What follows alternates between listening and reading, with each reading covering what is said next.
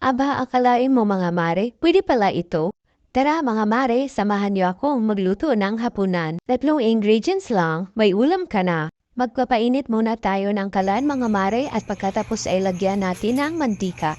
Ilagay ang bawang at isang dilata ng corned beef. Kahit anong brand ng corned beef mga mare ay pwede rin ito. Lagyan ng tubig, toyo, paminta, asin, at seasonings.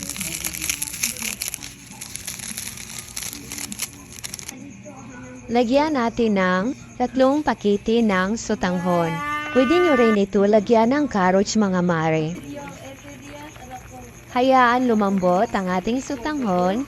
Pagkatapos niya, nailagay na natin ang isang repolyo. Pwede ring manok ay pangsahog natin dito mga mare.